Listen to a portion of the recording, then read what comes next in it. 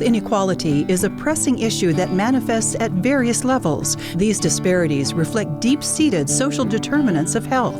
Health inequality, examining public health disparities by zip code. Tonight, on Call with the Prairie Doc.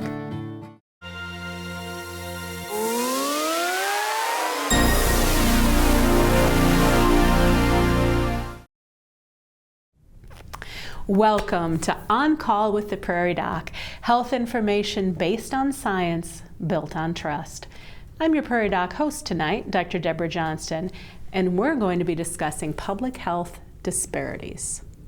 Health disparities refer to the differences in health outcomes and access across different population groups, often influenced by socioeconomic status, geography, other factors. These disparities highlight the inequalities in health that can arise from systemic issues such as poverty and inadequate access to education. Addressing public health disparities requires a multifaceted approach, including targeted interventions that promote equitable access to healthcare resources and educational opportunities. Creating a more equitable health landscape requires not only empowering individuals, but also systemic change that prioritizes health equity for everyone. Tonight, we will discuss public health disparities in our state. Thank you for joining our discussion. This evening, we are joined in the studio by Dr. Denelle Kenyon, the Associate Dean of Community Health and Engagement at the USD Sanford School of Medicine. Welcome, Denelle, and thank you so much for joining us tonight. Thank Dr. Johnson for having me. Yeah, it's wonderful. Tell us a little bit about yourself and your background. I bet that a lot of our viewers don't really have a solid understanding of what public health people do. Sure. Well, another part of my role is I am the program director for our Master of Public Health program.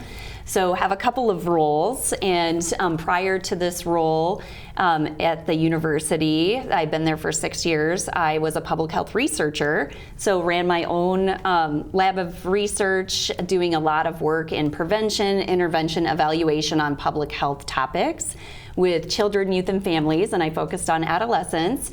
We worked a lot with the tribes in the region to build their research infrastructure so they could lead their own. And then another part that kind of led me to this position was doing undergraduate research training for students who wouldn't necessarily get that opportunity elsewhere. And what kinds of things did your students look into? Yeah, they were partnered with mentors, and so our first grant was National Institutes of Health funded, so they worked on a variety of things in basic sciences, social sciences. They worked at the VA and did a variety of things with biology, so it was very wide-ranging. I remember one student was slicing mouse brains to look at like dementia, but then a lot of the other students worked with us and working more with communities and looking at like healthy behaviors and doing interventions. And then the second part of the grant, we were in partnership with Sanford University, where we were looking more on with Native American communities and doing programs in that way, more public health type interventions. So ways to promote better health outcomes in different communities with different needs. Mm-hmm. Fabulous. Before we start our conversation tonight, we invite you, our audience, to submit your questions for tonight's discussion. Viewers can contact us 3 ways. Call 1-888-376-6225, send an email to ask@prairiedoc.org, or ask on our Prairie Doc Facebook page. We will work to answer as many of your questions as possible given the time available. Sometimes we receive more questions than we can cover, and we apologize if we don't get to your question. Questions will remain anonymous and no information is saved, but viewers can leave their name, email, or phone number to be entered into a drawing for our Prairie Doc publication, Perspectives from the Prairie, but it's not required to submit a question. The winner will be drawn and announced at the end of the program. So this is such a big topic with so many different facets and nuances. And I'd like to start with just some basic information. Can you explain the concept of health equity and how it relates to South Dakota and where you might be in South Dakota, what your zip code is? Sure. So health equity is looking at the fair and just opportunity for everyone to receive like the highest quality of life that they can.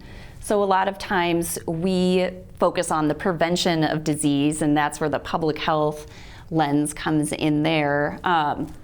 And so when we look at differences in health outcomes, we can divide that up or look at it, slice it up in lots of different ways. We could look at age differences or gender differences or differences by insurance status. So lots of different ways, and what we believe in health equity is looking at all of these groups should have the highest and be able to strive for that highest possible level of health.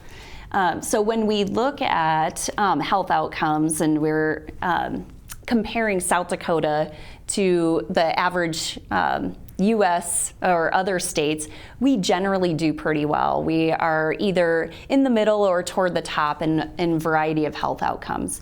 But then when we zoom in a little bit further, and that's the importance of looking for health outcomes, when we look at by county or by zip code or census tract, it kind of shows us what are the patterns that can arise from where people live.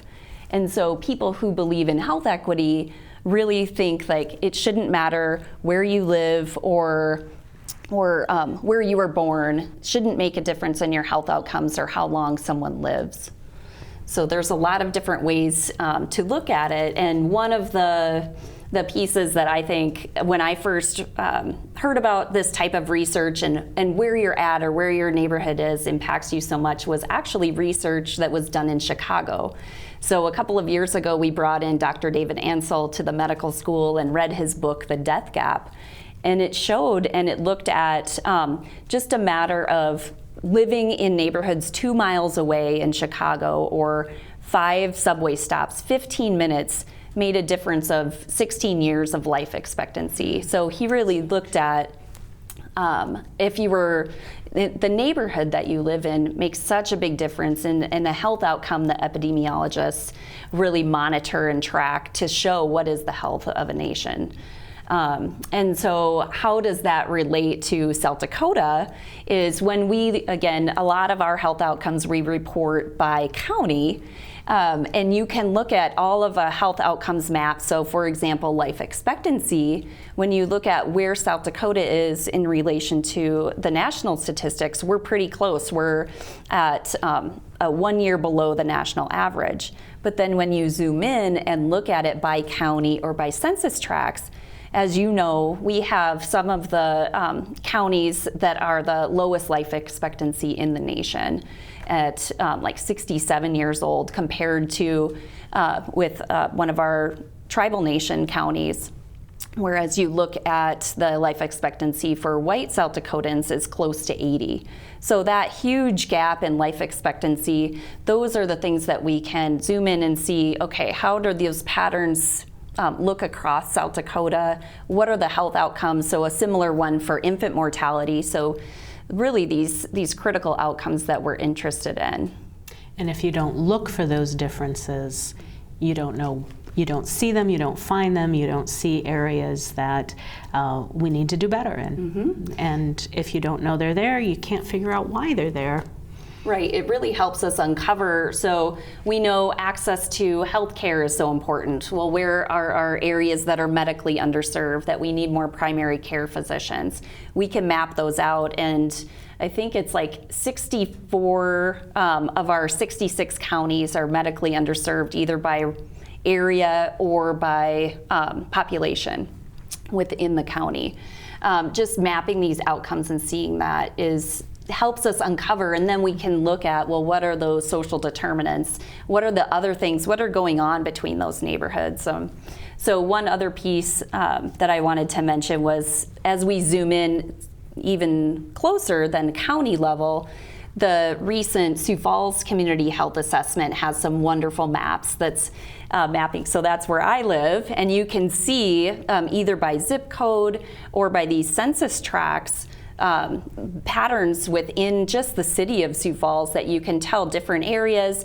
As an entire city, we're medium to low in health risk, and it's called a social vulnerability index, and that looks at like what indicators do we have? Are we prepared for a disaster? What areas are more at risk if a disaster was to strike? And it's really interesting looking at the different patterns within even that small city. And just a few blocks away, one area could be very low risk, and then another area is a medium to high or a high risk, just going a few blocks. So, and of course, that corresponds to things like poverty and all of those other indicators.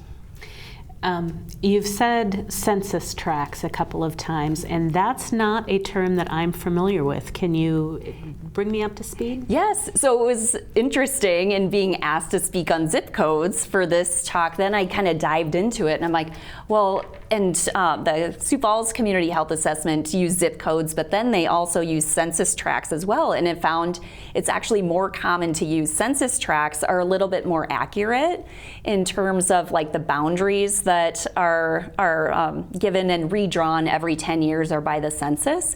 Okay. And so it's about 4,000 people that are in each track. So I think that's what researchers more use than zip code is more for the post office and can change more frequently. So that was a learning tool for me. For you too. Yes. Okay, so census tract is basically how the census subdivides groups of people, and it's a smaller division maybe than a zip code would be. So interesting. You mentioned social determinants of health, and I think that that's a concept that may not be familiar to a lot of our viewers. Tell us a little bit more about what kinds of things are a social determinant of health. Sure.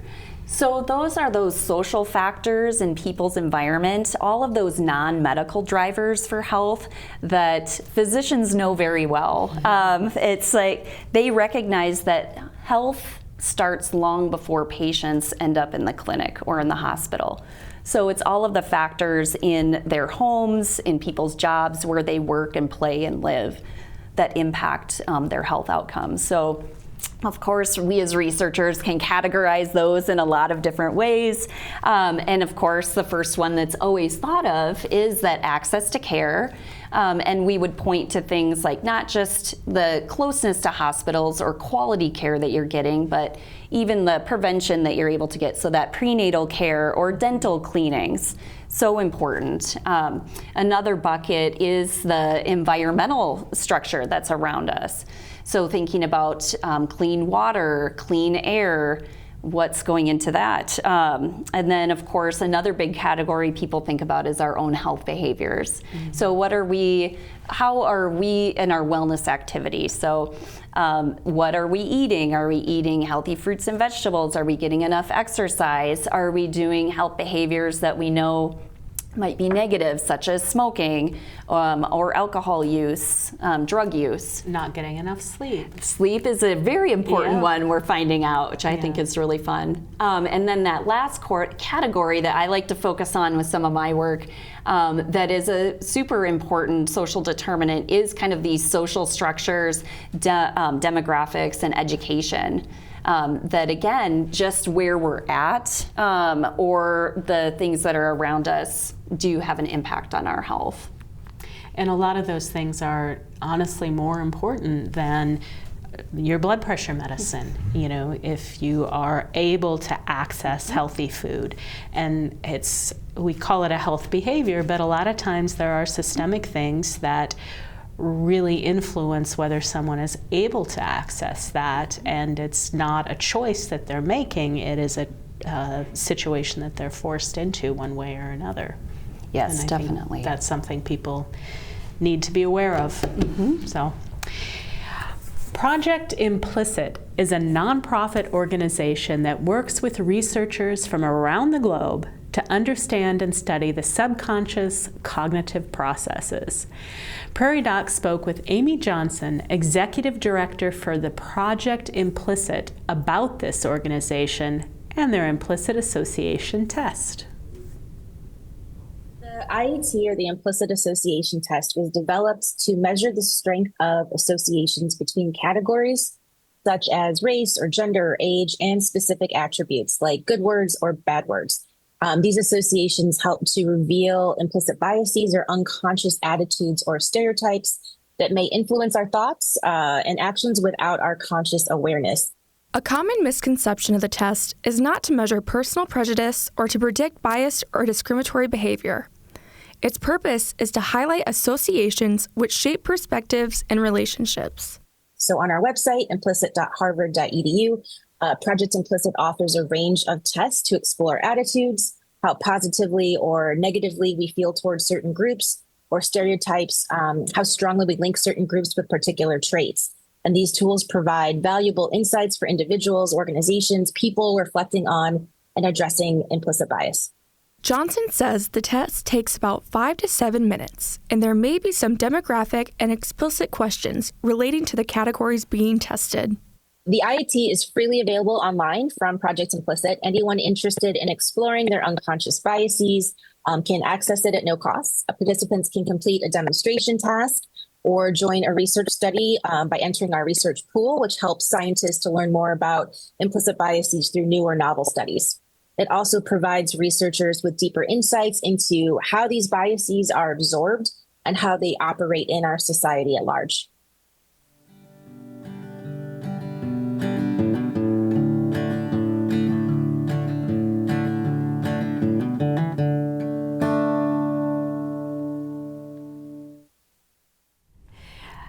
I always find it so fascinating to think about the things that we don't think about that influence the way we look at the world and the way we see the world. And you made a comment when we were talking to our students before the show about how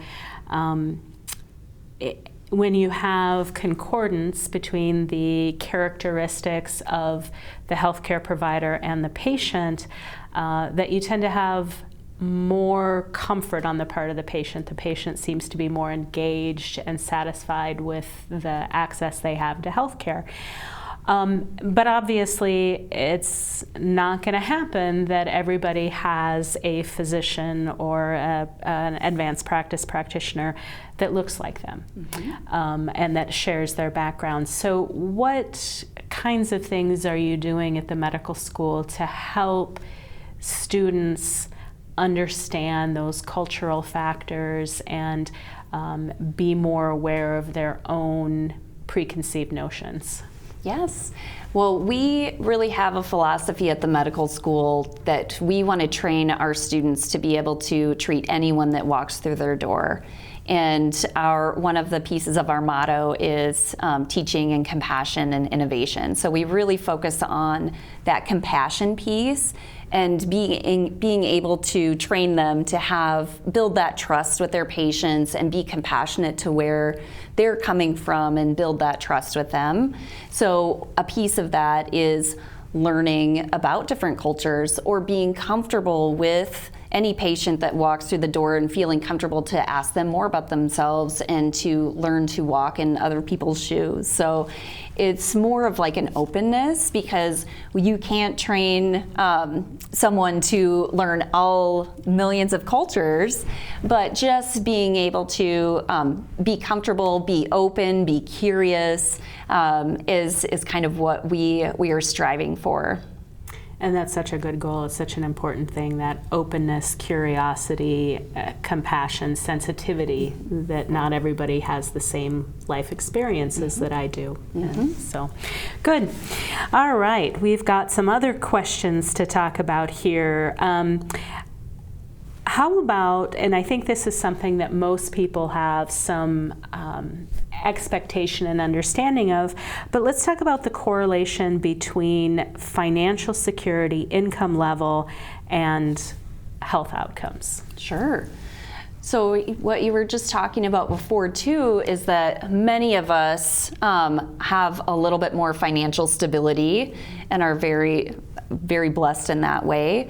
And not everybody has those resources. I don't remember the percentage of people that live paycheck to paycheck.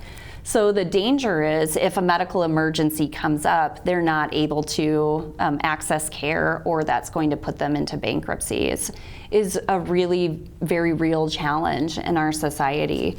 So when we zoom out and look at social determinants of health, so much of it is economic. It is access, being able to go for higher education, which then puts you on a track for a higher income, job stability and having benefits with your job, and employment in general. And then things that we take for granted, many of us, of a stable home and living in a safe neighborhood that it takes financial resources with that. So poverty and socioeconomic status are very ingrained when we're looking at like health outcomes, and especially by zip code or census tract. So yeah, it kind of is a part of everything in our society. It is, and I think that it's, if we don't think about it, it's easy to overlook how pervasive that is. If I don't have a good income, I'm going to have a harder time buying healthy groceries, but maybe I also have a harder time living somewhere where I could buy those groceries if I had the money to. It's really an important thing, and it impacts everything. Yeah, so. And I think just acknowledging that that's a piece of it, and recognizing, okay, how do we get better paying jobs to folks, and just the recognition of what an integral piece that is. Yeah. in all parts.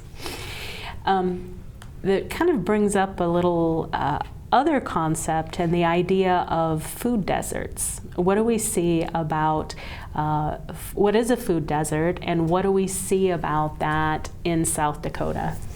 Yes, there has been a big issue in the last few years that people are very passionate about. In terms of, and food deserts, I think we can look at things in a couple of ways. It's access to any food, and then access to healthy foods. So someone was just speaking about the Healthy Nutrition Collaborative, which is fantastic, gotten off the ground, a coalition of folks from lots of different organizations, and really taking this issue on, and how do we work together, because we have some great nonprofits doing work in this area. And it is something that we can map and showing, because especially in our rural areas, you think we've got all of this space to grow our own food, fruits and vegetables. But when we look at grocery store access, it costs more money to ship foods to those rural grocery stores. It's harder to keep fresh fruits and vegetables available at those places. So again, an economic piece that really goes towards that. But again, even in Sioux Falls, an area, when we lost a grocery store in central Sioux Falls recently, it showed that we have a huge food desert right there in the middle of a city. And I think a lot of us who don't live in Sioux Falls or Rapid City just kind of think of it as a monolithic, oh, it's Sioux Falls, it's all the same. There's Sioux Falls, and then there's the rest of the state. But you're saying that's really not true, that Sioux Falls too has a lot of differences in their population. For sure, and then it brings up transportation and access to those healthy foods as an issue. We're seeing more interventions with mobile markets and getting food to people and where they're at. But again, that's you have to be able to afford a car that's running to get to the grocery store, get to access these centers for help, and that's something that we've seen unfortunately increasing. But what I love about our state is folks coming together to really tackle this, and Another movement that's been big the last few years is food sovereignty and the recognition that, yes, how do we grow our own produce, and the exciting nature of going back to gardening and things like that. Which, of course, is something that not everybody would have access to even. Mm-hmm. If you live in an apartment somewhere, it's going to be really hard to have a garden. Right. Yeah. And that's where I love the community gardens, mm-hmm. and we've seen that not only like in Sioux Falls, but a lot of the rural reservation schools that we work with, the focus on indigenous foods and the youth growing and creating these gardens has been a big focus. Wonderful. So, one question is, we're a large state with a small population and lots of rural communities.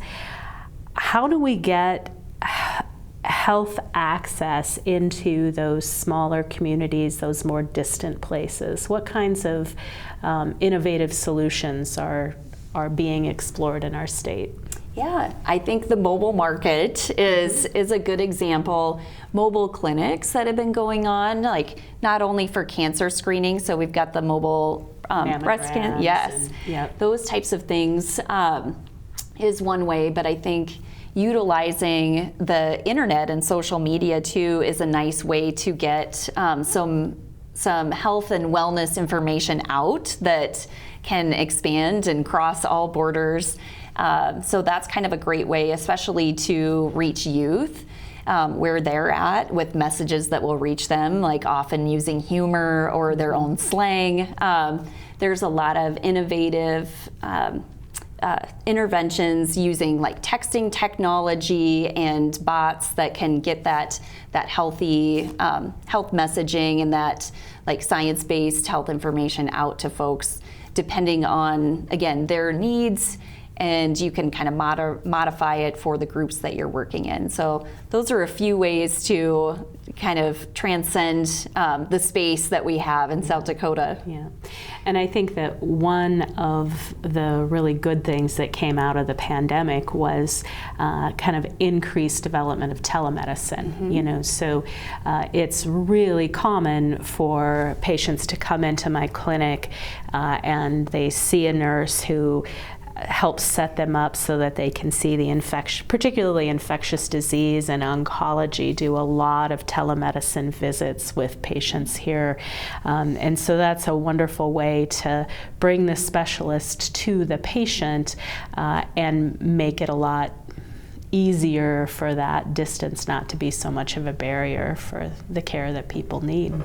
Yeah, just hoping that we can, again, catch cancers earlier. Absolutely. But I think, too, especially lifting up all of the good mental health access, too, that's especially important in rural areas, and bringing those specialists to folks. And that's such a huge need, the mental health component. I think I read in the process of doing a little bit of homework for this show, 100% of South Dakota counties are mental health provider shortage areas. Mm-hmm.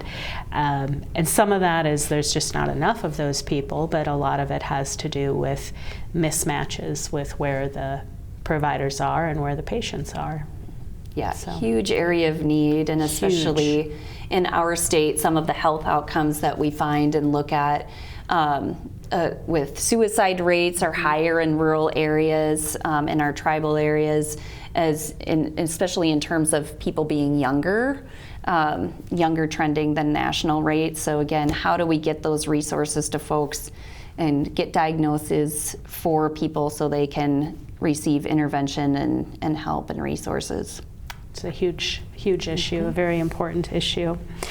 In your opinion, what are the most critical indicators of inequality in a health setting in our state?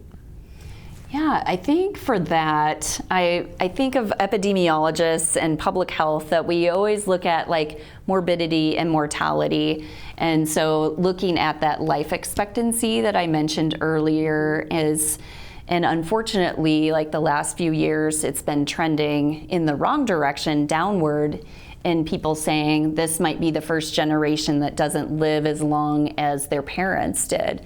That's kind of moving in the opposite direction that we would want. So that's kind of one of those first indicators that might be the most important, or the first one that we look at, is length of life. And then we go to quality of life, and how are people living, and do they have a good quality?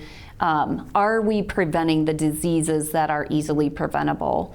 So that's where we go and we look at trends such as, are people dying of diseases that we could easily prevent with a vaccination, or with modifiable health behaviors, and getting people resources and things like that, of help with physical activity or managing diabetes, hypertension, things that if there's medications out there that can work, or if we're helping people with a well-rounded, not just medications, but their behaviors as well.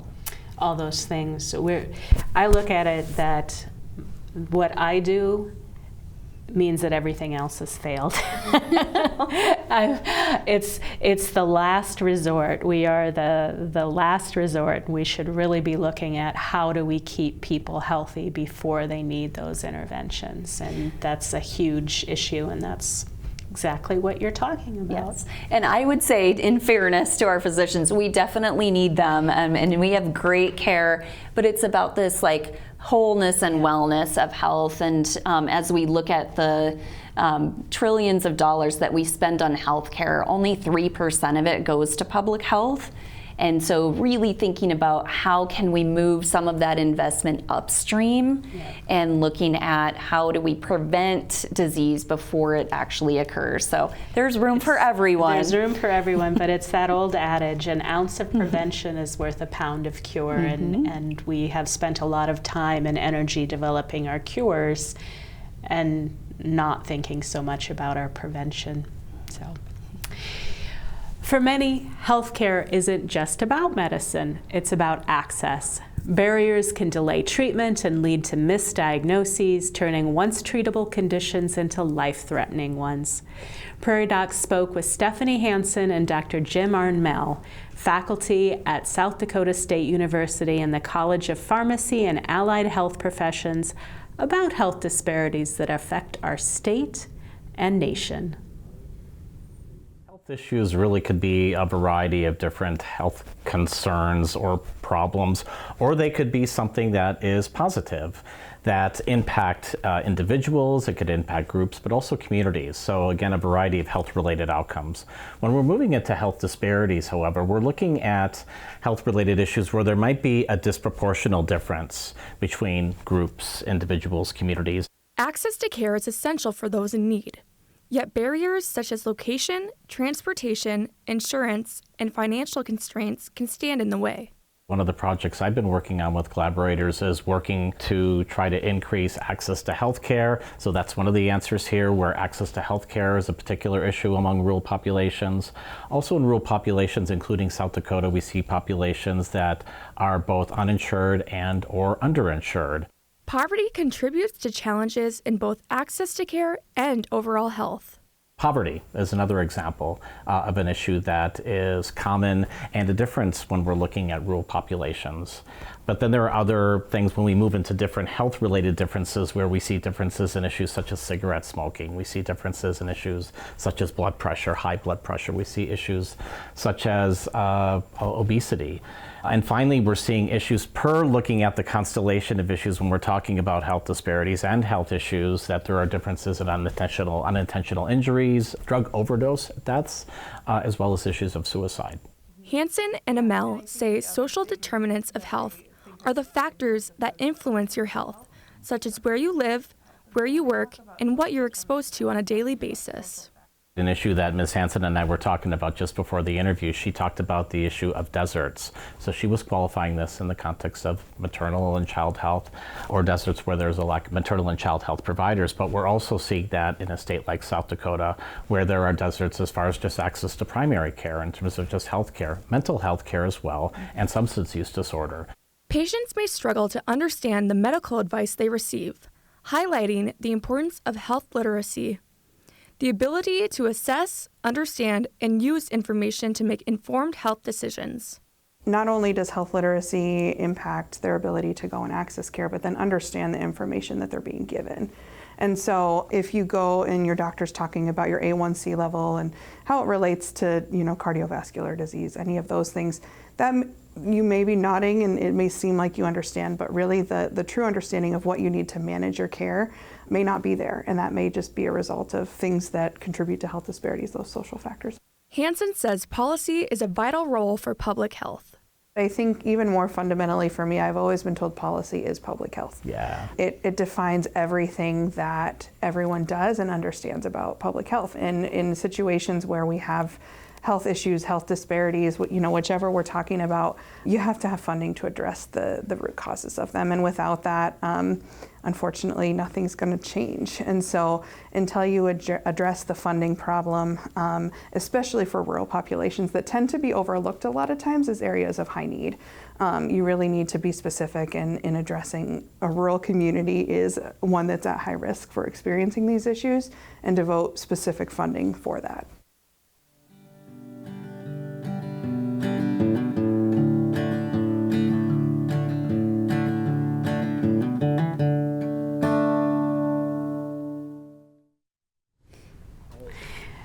That's such an important and valuable explanation of how public health really plays a role in it. And the one thing I'd like to add to what she said was, yes, you have to have the policy funding to address those things, but you also need the funding to identify them. Because if you aren't able to look at that and those organic granular data, you don't see where that food desert is and where those high-risk communities are, even within those small areas like Sioux Falls. Mm-hmm. So it's a really important work that you do.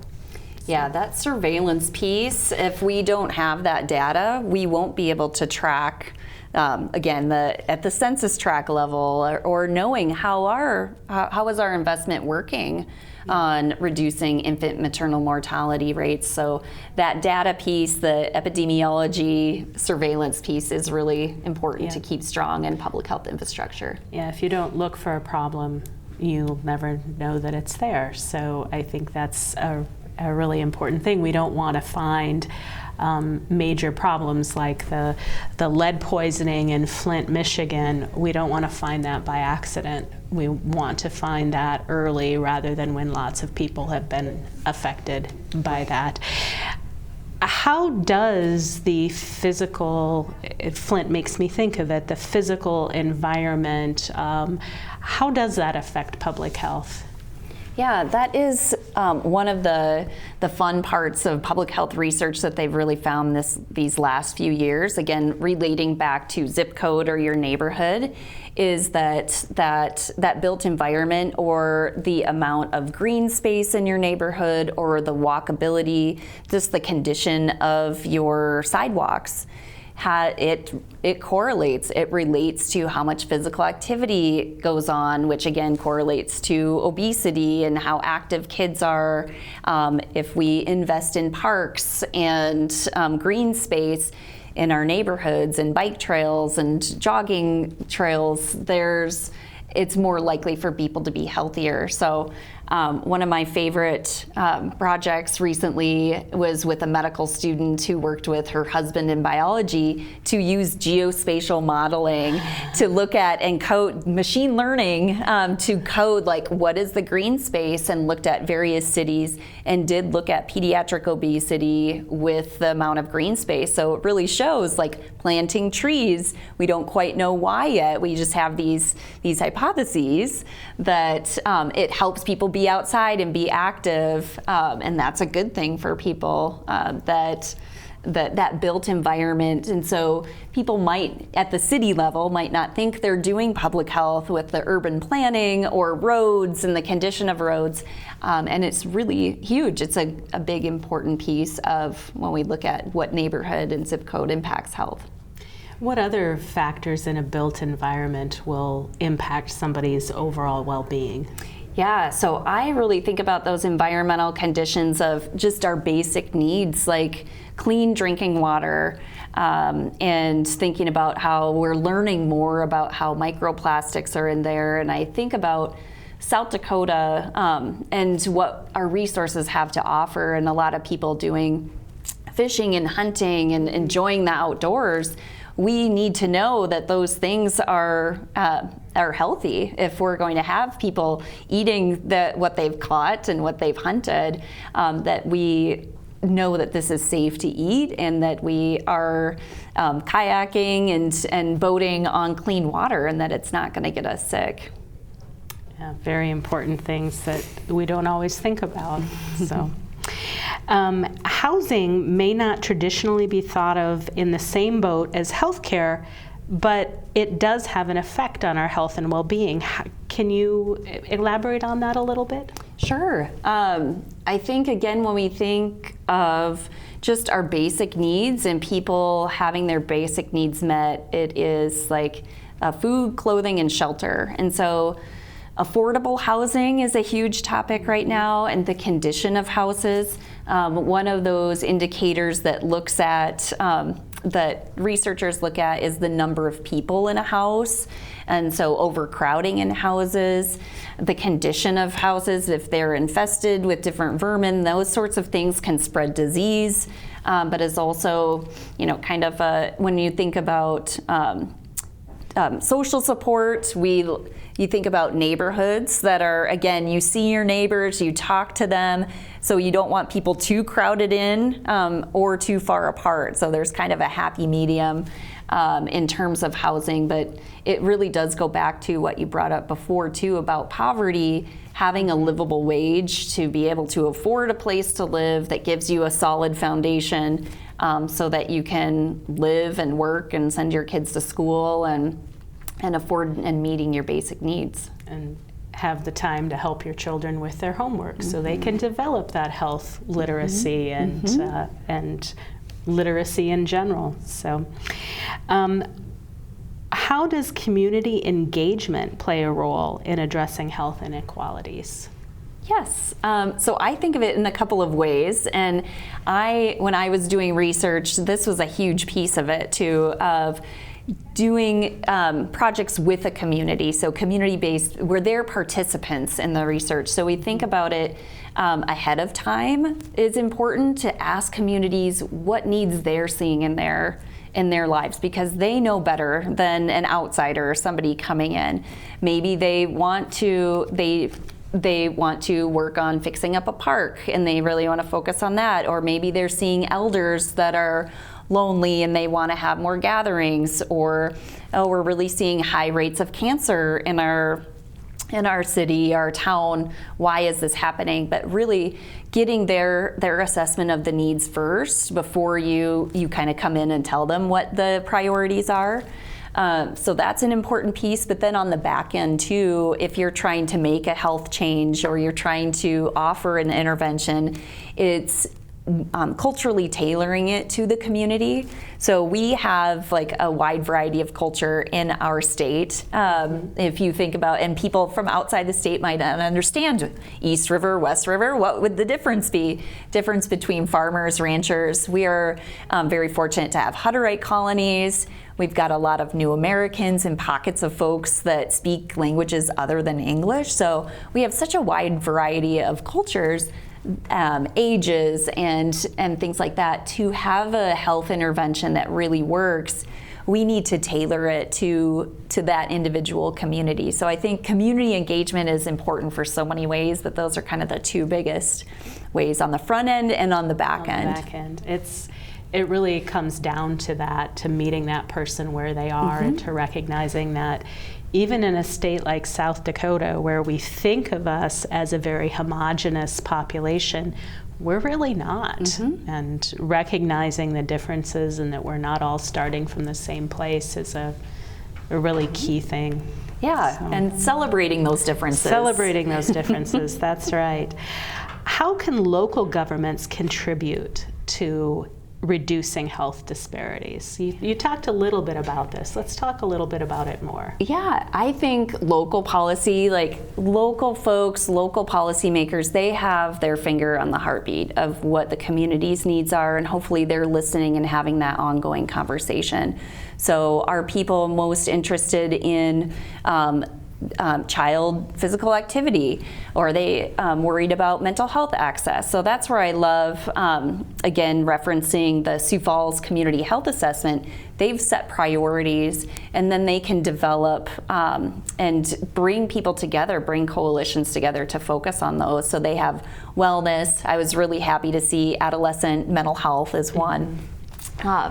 And thinking about how do you, and that's really a strength too of our rural areas, is thinking about communities coming together and caring about your neighbors, and how do we find where we can all band together and help our neighbors out, is where I see the local policymakers, they know what's going on. And our South Dakota Public Health Association was at the legislature this year listening and asking, like, what are the local policymakers hearing for public health priorities in their cities? And we heard from someone from Menno that it was the flu closed the schools because there were so many teachers and students sick. So we as public health professionals were able to talk about the importance of vaccination and the importance of school clinics and prevention. And that legislator was proud to say, yes, I got my vaccine, I'm all prepped. It's like, yes, how do we carry that? How do the local policymakers, they can have a big influence. They know the people that are community champions that can connect people and bring people together to hear these messages, the health messages for wellness. So very important to have that local leadership. I think so. Yes. How do historical factors contribute to health inequalities? Sure. They still carry forward longer than we would like, right? So even everything goes back to poverty or wealth and kind of being set up and having that stable thing that your parents have given you, that stable environment. So unfortunately, especially in our state, we've had a lot of historical trauma with indigenous populations and land removal and setting up small tribal lands. So a lot of the policies there have been detrimental and setting folks up in bad economic situations. So we've got a lot of the historical trauma that's gone on. We have factors that I think you had mentioned earlier too before this is redlining. That when I learned about it, so that's when, and again, decades ago, when city planners and financial folks kind of drew a line where it was okay to give certain people loans and not okay, and they would sell houses to certain folks and not other folks. I thought, well, what does that have to do in a rural state like this? And come to learn that is very much had a play in terms of our tribal nations too, and the amount of financial investment and security and opportunity for economic development. And how that goes down through the generations. If my parents can co-sign a loan for me to get a house, or if they can't, and it plays a huge role going forward. And even on a epigenetic basis, where the experiences that my mother had during her pregnancy impact my risk for diabetes later on, and all of those health outcomes, and even my grandparents, and if they were affected by famine, how that continues to influence my health later on. So those factors don't go away just because I haven't experienced famine, or I haven't experienced war, or I haven't experienced those terrible things that other people have, or that my grandparents did. So right. It's an important factor that I think we're going to learn a lot more about as time goes by. So I think we're going to run out of time before we've talked about all of these important things, but what do you see as the most promising interventions to reduce disparities, health disparities? That's a tough one because there's so many. There's so many possibilities. Yes. And there's no magic bullet for everybody. It's so complicated. Like, I like to think of it as a jigsaw puzzle, and how can we solve the pieces? There's just so multifactorial. So I think a lot of what we talked about today was just meeting people's basic needs. And of course, I like to point to like early interventions, and making sure like our kids are fed and have the opportunity to learn. I love education and think everyone should have those opportunities. But you even mentioned like the prenatal exposures. That's even before folks are born, and understanding all of those impacts that are happening with nutrition, stress. We haven't talked about chronic stress and what a huge impact that has on your health and on your children's health, and those adverse childhood experiences that continue to impact somebody's well-being through their whole lifespan. Yes. Yeah. So I love, like, just in terms of interventions, I mentioned some social media ones, but I love the ones that use humor too. So the ones that are, you may have seen from the big hair from the 80s and 90s of like, if you know this, it's time to get your colonoscopy, or using humor. It's I think that reaches people, or some catchy phrases that, again, that health messaging that can really work. But I do think, as our colleagues talked about on that break, that policy level interventions, like I love health behavior interventions, that's what I've always worked on. But as I kind of move along, that policy level intervention is really important, because it can make a difference on that broader population level, which is really exciting. So some of my colleagues have had some of those recent wins in conjunction with the state to monitor children's blood, lead, and early hearing screening. Yeah. Thank you for joining us. Our winner tonight is Zach. A book will be sent to you shortly, and we'll be back after this. On Call with the Prairie Doc has been a leading source of health education for 22 seasons. Join us this season as we continue to provide health education based on science, built on trust. Follow us on Facebook, Instagram, YouTube, and TikTok to access the entire Prairie Doc library.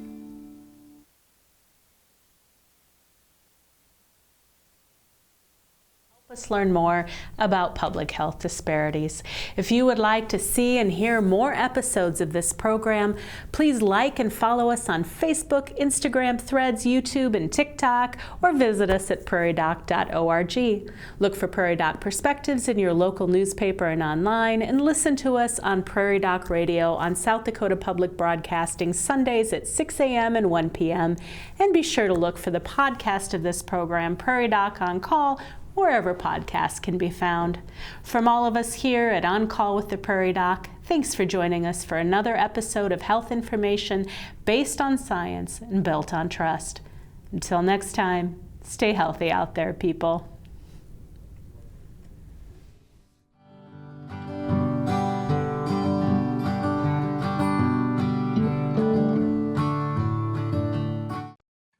Join us this week as we host one of our viewers' favorite shows, Ask Anything. The show focuses on all medical topics affecting those in our viewing audience. Ask Anything, next time on Call with the Prairie Doc. My name is Dr. Tad Jacobs, and I serve on the Healing Words Foundation, the nonprofit that runs Prairie Doc programming. Our mission is to enhance health and diminish suffering by communicating useful, science-based information respectfully and compassionately. Your donation supporting Prairie Doc programming makes an extraordinary difference. Gifts of any size enhance its impact in our state and beyond. Thank you for your generosity.